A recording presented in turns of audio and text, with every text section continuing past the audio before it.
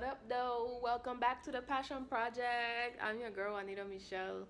I'm happy to be back again. I always say the same thing. You know why? I always say I'm so happy to be back with you guys because I'm alive. And if you're watching, so are you. Let me just introduce myself for those of you that have never been to this channel or who are new or, maybe you don't know who I am. My name is Juanita. I am a lifestyle coach and blogger.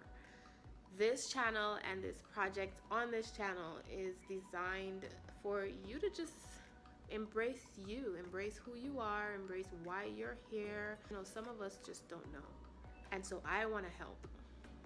I want to give you the secrets that I know and the tools that I use and to get here where I am now in all my glory, and I want you to be in all of yours as well.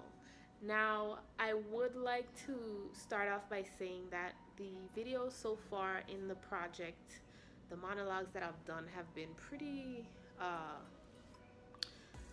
should I say, they've all been different in some way, shape, or form. And while that's great, and I'm a bit of a creator, so I enjoy doing different things, I wanted to find a way still for the videos to be more effective, right? So what I've decided going forward, beginning today, is that I would simplify the videos a whole lot more, and that I would make them shorter, and they would be tutorial format mostly, unless I'm doing an interview or a live video like we did last week.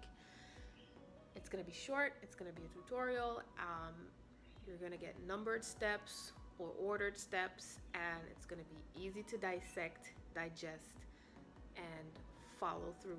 So this is gonna help you, this is gonna help me, it's gonna make your viewing process simpler and easier, and hopefully newer viewers and newer subscribers would be more willing to stay or stick with us, because we're not posting 15 or 20 minute videos every Thursday. Now, that's not to say that I'm never going to post long videos, but I may only post those in the other playlists, such as my adventure playlist or my perfectionist playlist or whatever.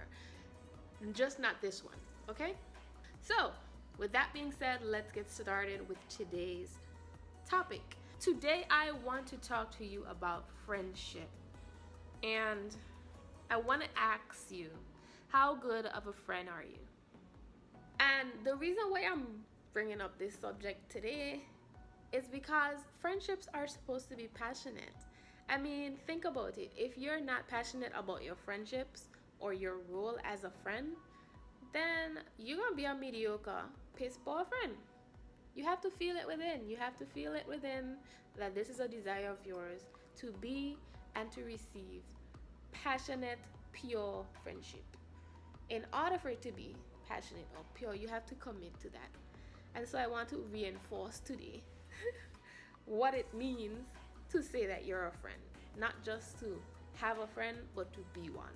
And also to introduce to you the idea that friendship is an investment. The friends that you choose are an investment in your future and your well-being, and the friend that you choose to be is an investment in someone else's future and someone else's well-being.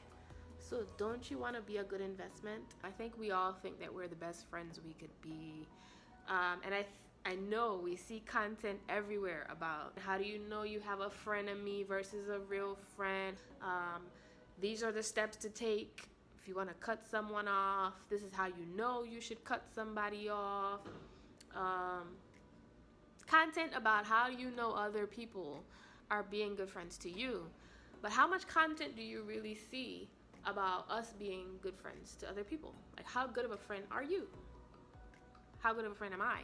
And that's a question that I've had to ask myself many a time. And when I usually ask myself that question, I usually ask myself that question when I'm feeling like my friends are not doing their part. If I feel it repetitively and I'm overwhelmed by it, what I tend to do is I step back and I'm like, okay, if I'm feeling this way, I wonder how they feel. And 7 times out of 10, I can see how I'm doing the same things that I'm claiming that they're doing to me, and it doesn't make them any less of a friend. Um, People just go through ebbs and flows, and friendships go through ebbs and flows, and you don't necessarily need to hold everything against your friend, especially if that's what you think they are to you. Friendship is very special, and if you have friends, hold on to them. So today we're going to be talking about 10 ways that you can be a better friend, 10 ways that you can show your support, especially if you have friends who are pursuing passions and trying to be better at who they are, okay? So I'm just gonna go through them real quick.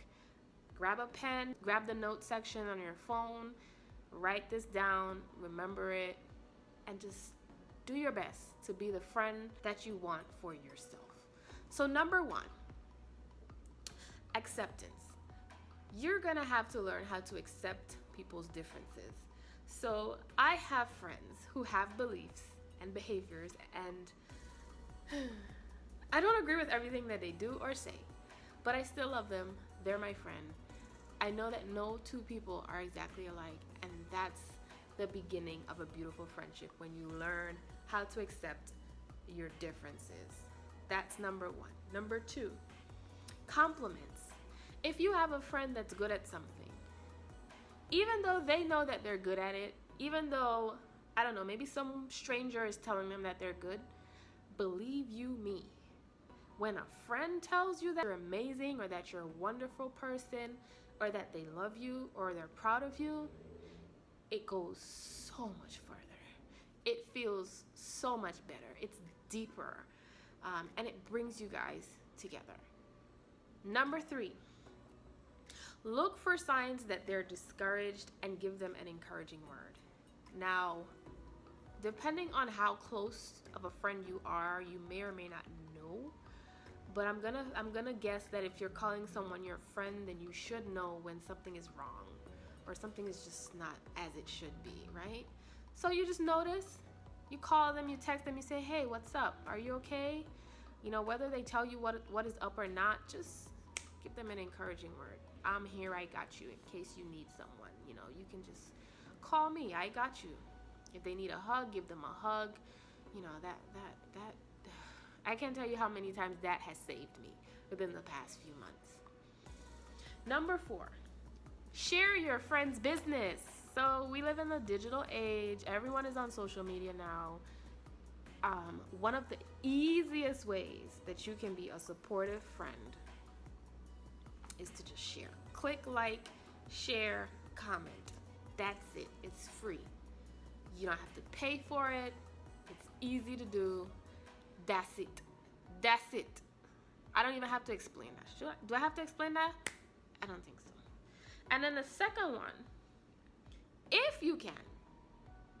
Now, liking, sharing, and commenting is free, but if you can, and it makes sense, buy your friends' products or services.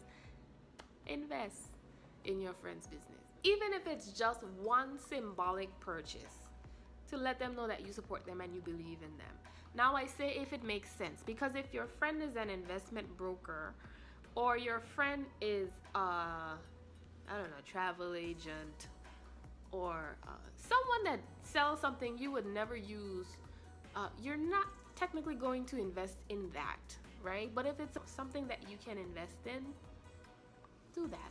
You know, it at least lets them know that you believe in them, you know, before strangers do. That's what friends are for.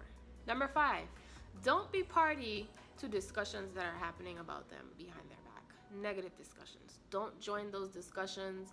And if you're a part of those discussions, shut them down. Let your friend know that even if you were in the company of other people who have bad things to say about them, or things that they have no knowledge of, no real knowledge of, let them know that you're not going to be a party to that, and you got their back. Yeah? Number 7, be your friend's free referral service. So if you meet someone somewhere that's in need of a service that you know your friend provides, refer them to your friend. Now, if you know that your friend doesn't know what they're doing, or you know, their service is subpar, then don't do that. Don't do that. you know your friend is, legitimately doing the thing, why would you not? I mean, it's free and it's very symbolic of support. That's like one of the highest levels of support you can give someone that has their own endeavor or venture. Number 8, take them away from their work when you realize that they need a break. Now, this one hits home for me because I'm a workaholic. Now that I work from home for myself, I realize now that having an employer to set a lunch hour or having work hours, so standard work hours and days, is kind of a luxury. Because then, breaks are structured into your day. When you work for yourself, especially, or you're pursuing something that's your own vision, it's kind of hard to put it down. So my friends and people who are like my business associates often yabba my head off, okay, sometimes about just chilling out, like, yo, you still working? I talked to you yesterday, you tell me you working. I talked to you this morning, you tell me you working. I talked to you just now, you tell me you working. Girl, take a break. Like, I don't take breaks, and sometimes you need a friend to tell you, if you don't take a break, you're gonna break down. Number 9, share now. And what I mean by that simply is, if you have information, resources, connections that your friend can use, share it now. Don't be an information hoarder. Nobody likes an information hoarder. And number 10, just listen. Sometimes all a friend needs is a listening ear. Call and just ask, friend, how you doing? How you been? What's going on with you? And let them talk. Sometimes all your friend really needs is someone to bounce things off of, who they know will not go and share it with the world. Right? So when you get the news or when you get the information, just listen. Don't repeat it. Just be a good friend. That is what friends are for. And if you can't be a supportive friend, you can't expect it from someone else. Today we have looked at the man in the mirror, okay? Be the friend to your friends that you want them to be to you. And I'm almost certain that you'll see an improvement in your relationships. So the quote of the day, which is something that I'm going to be doing going forward, I'm going to end off with a quote. If you don't remember anything else that I've said, remember today's quote of the day by Douglas Pagels or Pagels. I am not sure how his name is pronounced, but it goes, a friend is one of the nicest things you can have and one of the best things that you can be. And that is oh so true. Thank you for tuning in to another Passion Project episode. I will be back next week with another dose of pure passion. Bye-bye now.